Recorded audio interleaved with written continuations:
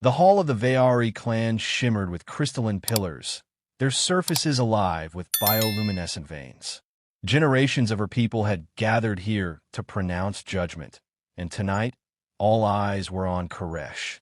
She stood in the center, tall and graceful, her silver skin catching the glow. Her hands trembled against the ceremonial robe, but her chin was raised high.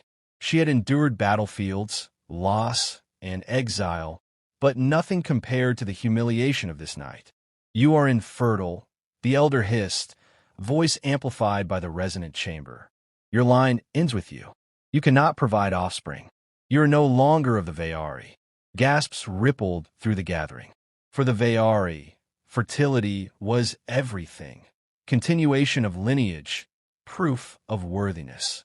A barren woman was a vessel without purpose. Karesh's throat burned, but she refused to bow. Her defiance only deepened their scorn. They marked her robe with ash, the symbol of finality, and turned their faces away. To them, she was dead already. Exile was colder than Karesh imagined. She wandered among the lesser colonies, shunned by her kind, whispered about by traitors. Every encounter reminded her of her failure, until one day she crossed paths with a human explorer named Marcus Hale. He found her in the wreckage of an abandoned station, bleeding from a plasma wound. Instead of recoiling, he carried her into his ship. Instead of contempt, he offered food, warmth, and silence. Humans, she quickly learned, were strange. They didn't measure worth in fertility or lineage. Marcus treated her not as defective, but as equal. He laughed easily, cursed often, and carried a quiet sadness from wars fought far from her stars.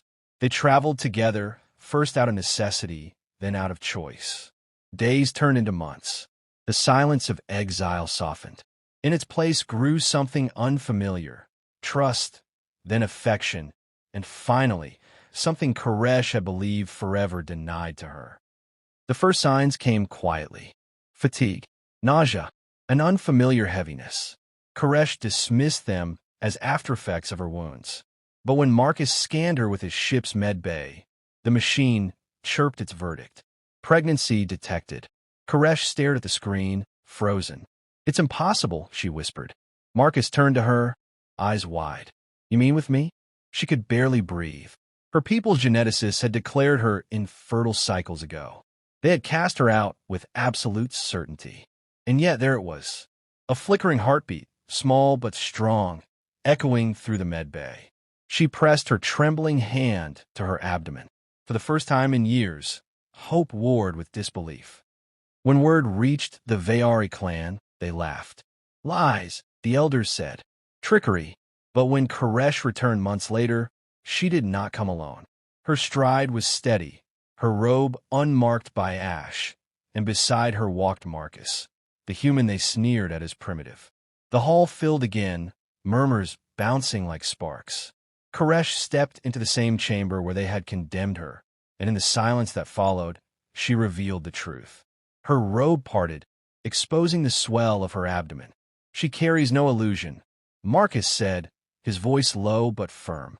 "I've seen our child on your own scanners. Deny her again, and you deny what stands before your eyes." The elders leaned forward, faces pale. The med scanners confirmed what their pride refused to accept. The impossible had occurred. Their infertile exile bore life. And not just any life, but a hybrid none had imagined could exist. Then, in the silence of disbelief, Karesh gasped. A ripple passed through her stomach. She grabbed Marcus's hand and pressed it to her skin. The child kicked. The sound carried through the chamber, a dull, rhythmic echo amplified by the scanners. A heartbeat of new life. Gasps became cries. Some dropped to their knees.